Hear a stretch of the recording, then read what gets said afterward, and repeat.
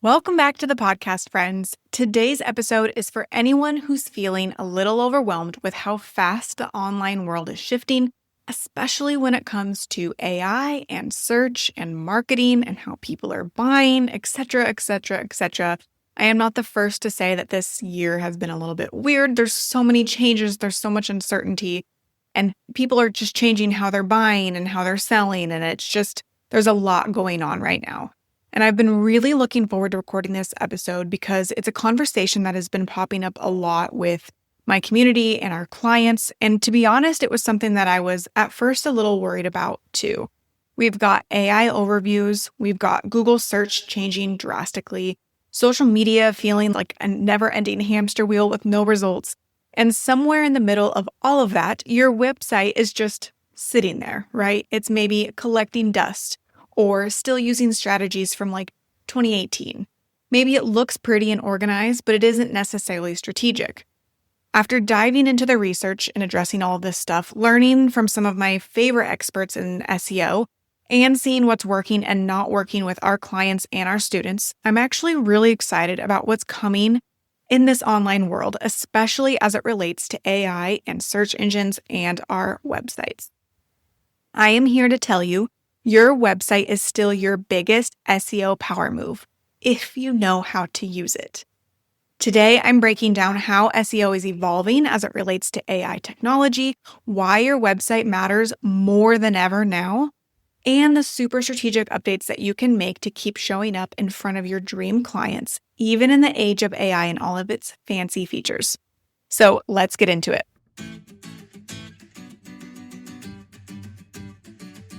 Welcome, Petpreneur, to the Pet Marketing Unleashed podcast.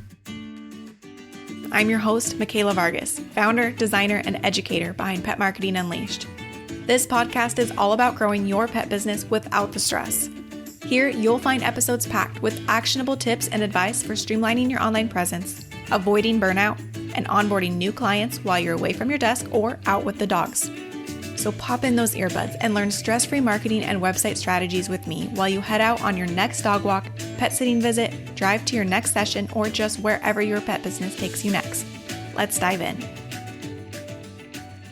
First, what's actually even changing? You may not even know that there are changes coming, right? So you've probably seen AI overviews at the top of Google search results. They essentially give you like a quick summary of what you're looking for, so you don't need to click on any website pages to get the answer that you need.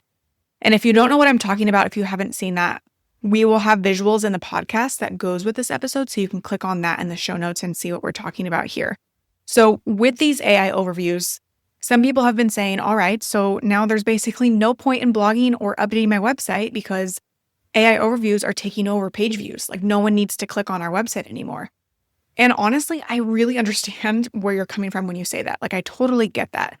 If you've seen those AI overviews pop up at the top of your Google search and you're like, what's the point? You are 100% not alone in that thinking. I have been there. They essentially summarize what you're looking for so well, it just kind of seems like no one will ever click on your website again, right? But before we kind of get into the reasoning behind why it's still important to adapt for that, here's the data. A recent report by Kevin Indig at Growth Memo showed that pages without AI overviews actually get twice the page views compared to ones with AI overviews. So yes, while AI is impacting traffic, it's not doing so equally across the board. So if AI is not an option there, people are clicking on your website twice as much, which is super awesome. But the good news of this is that if you're a super niche or local business, like a dog trainer in Kansas City or a pet sitter in Miami, AI overviews are not impacting you the same way, at least not yet. And there's still so much opportunity to get found through strategic, helpful, clear website content. And in fact, I'll get down into this rabbit hole a little bit more as we get further into the podcast episode. But if people are making search inquiries that are very specific for their specific local area, you want to be showing up in those AI overviews as the answer to their problem, your business name, everything, and to have a proper website with great strategy is going to help you get that. And Google is understanding that. So because AI overviews are not going anywhere, we have to start getting smarter by adjusting our websites to become the best solution for our ideal clients so that you do show up in the overview when they make specific requests in your community.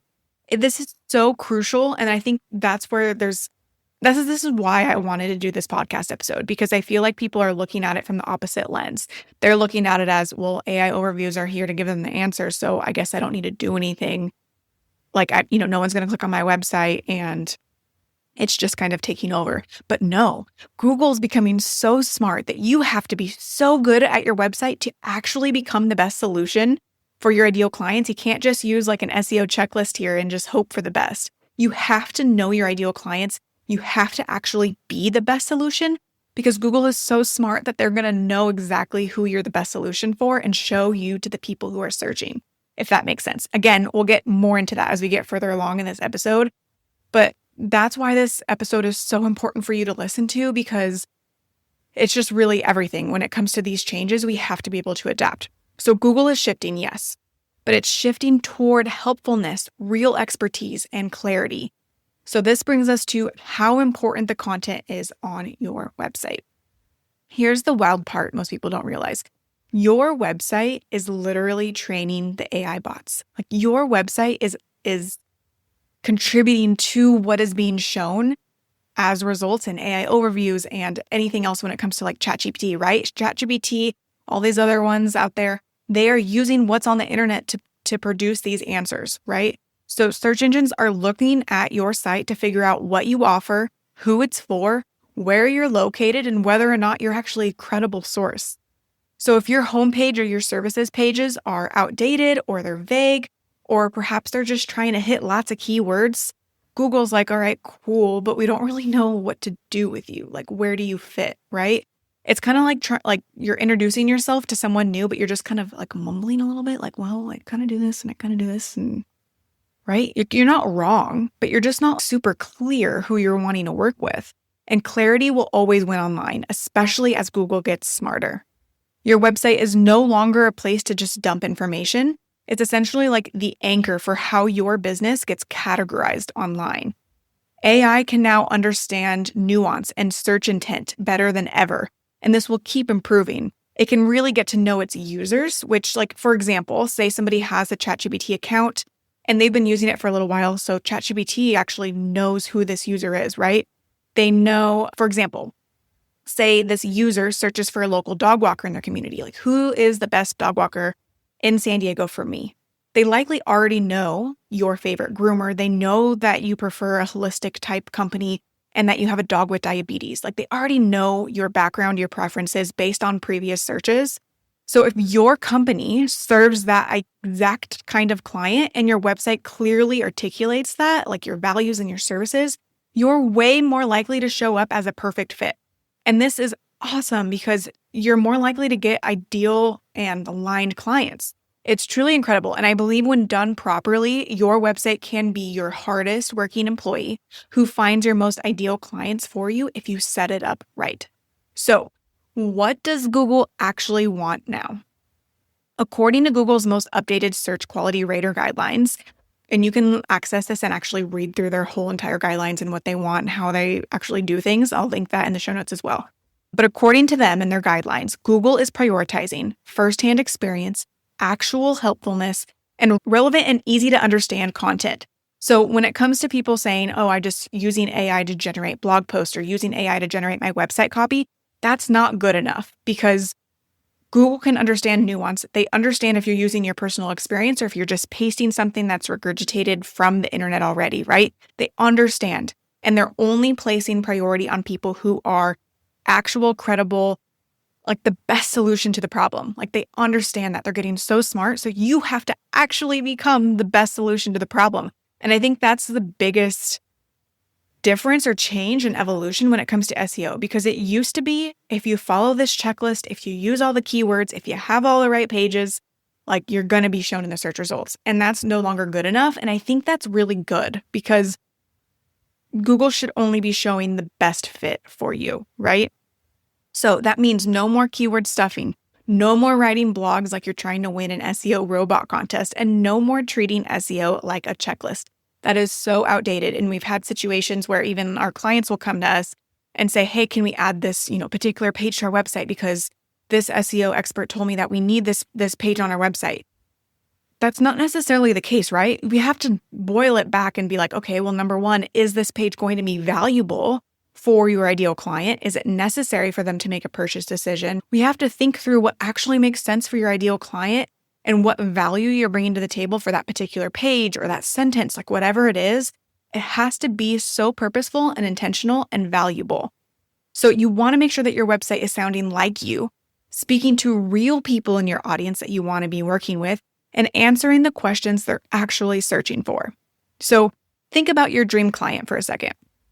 What are they Googling late at night when they're worried about their dog's separation anxiety or finding a last-minute sitter for Labor Day? Those are the types of questions you should be answering in your blog content or on your website copy. Now, by the way, if you're wondering, okay, what the heck do I need to update on my site? Where do I even start with SEO these days? We actually have a free guide called Quick 5-Minute SEO Wins to help you boost your pet business visibility. And it's exactly what it sounds like.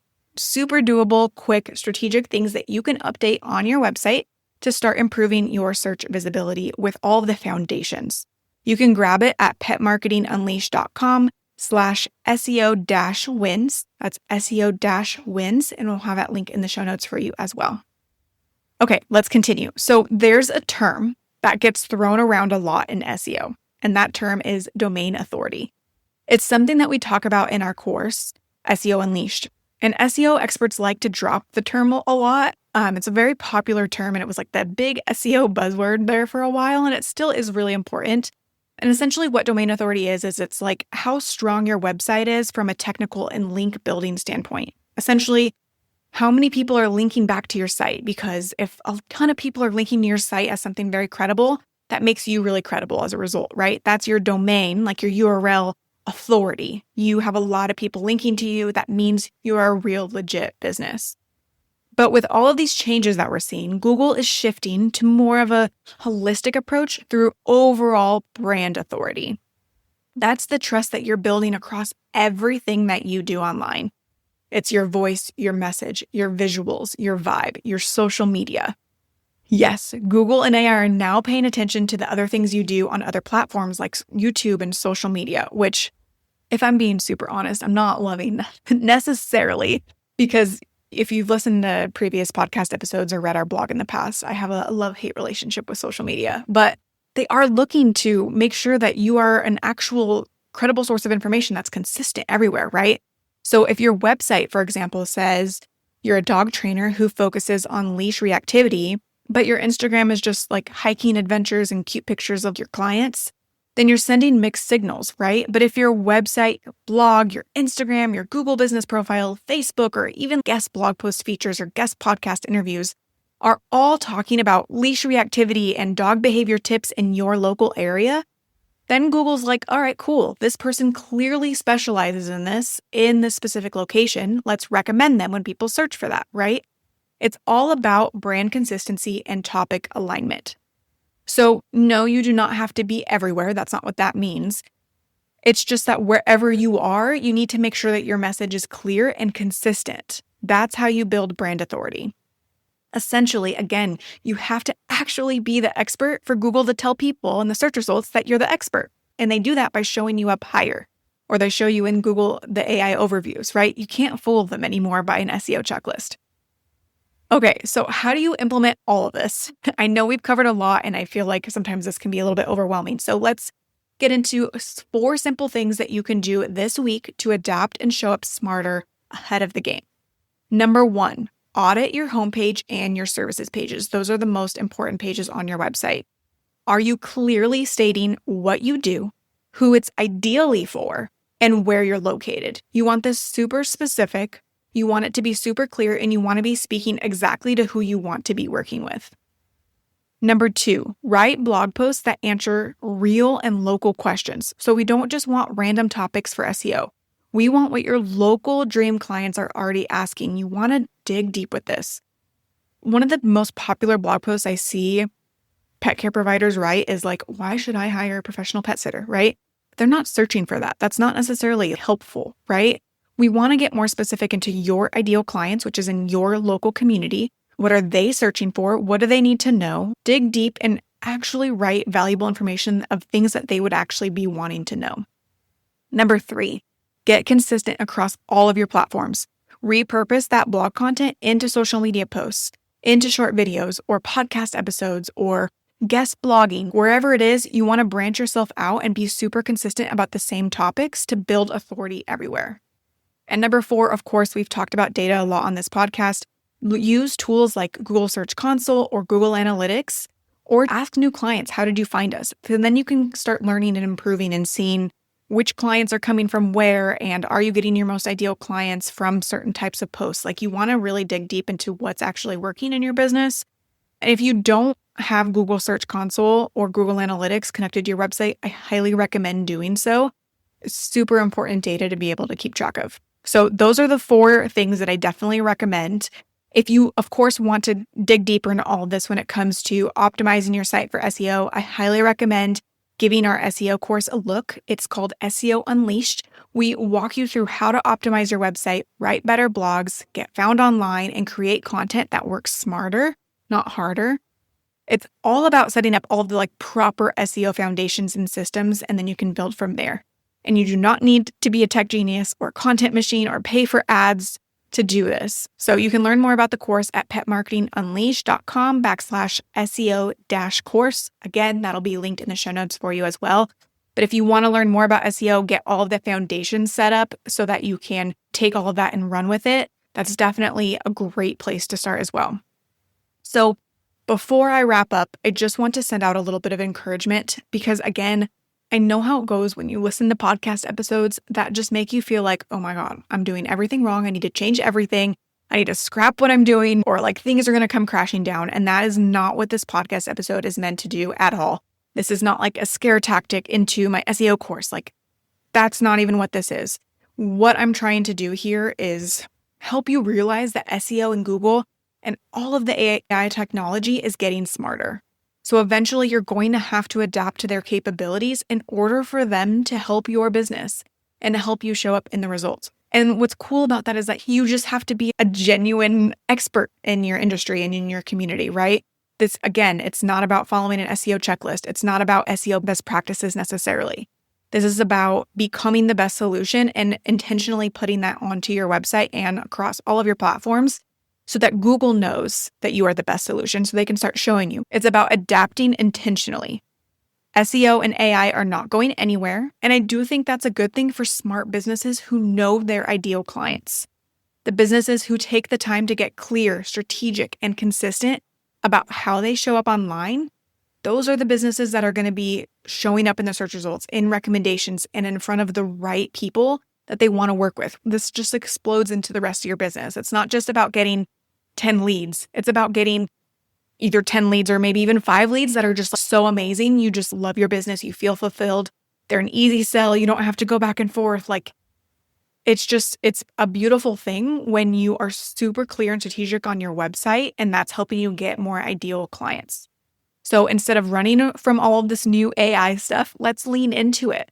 Get clear, consistent, and confident in what your ideal client is looking for. Speak to them on your website, on your blogs, and on your social media consistently, and you will be well on your way. Because at the end of the day, people are searching for you and your specialties, right? There are ideal clients, perfect clients who should be working with you specifically. You just need to make sure it's easy for them to find you. You've got this, Prepreneur. I hope that this was so helpful and did not overwhelm you in any way. There are subtle things that you can do to really shift this and prioritize this without completely overhauling the business, right? Like I said, just comb through your website, see if you're speaking to your ideal client. Are you being specific and intentional into your specialties? Dig deep into if you're not super clear and refined on who your ideal client is, maybe take a step back, figure out who your ideal client is. Who do you want to be working with? And then from there, you want to ooze that everywhere into your website, into your blog content, writing what they want to learn, writing what they're searching for so that you can show up as the ideal solution to their problem. Again, you have got this. AI overviews, SEO, Google, they are on your side. They want the best businesses. They want the best solution to their clients' problems, and that's the searchers. They want to show the best results. You just have to become that best result. Thanks so much, and I'll see you on the next episode. Thanks for sticking with me until the very end of today's episode. It really means a lot. That's why I'm excited to share an end of podcast listener only exclusive discount with you today. One of the top things pet business owners tell me they want is to rank number 1 on Google. So Pet Marketing Unleashed went to work and created our course, Pet Business SEO Unleashed. It's built for busy pet business owners who don't know much or anything about SEO and don't know where to start to make it happen. Inside the course, I walk you through the process step by step, from how to connect to Search Engine Console to what on-page SEO settings you need to customize, how to rank in a saturated market, and so much more. SEO is one of the most powerful ways to stand out from the competition and get more eyes on your business, and we've made it accessible for you to do on your own. Because you're a part of the PMU podcast community and you stuck around till the very end, we'd love to gift you a 10% discount on the SEO course when you use the code PMU podcast at checkout. To enroll, head on over to petmarketingunleashed.com/SEO-course, and don't forget to use the code PMU podcast to save 10%. And if you found today's episode helpful, I would so appreciate it if you shared it with a friend or left a review and rating, as that's one of the best ways you can support our podcast. Thanks again so much for listening, and I will be back soon with another episode.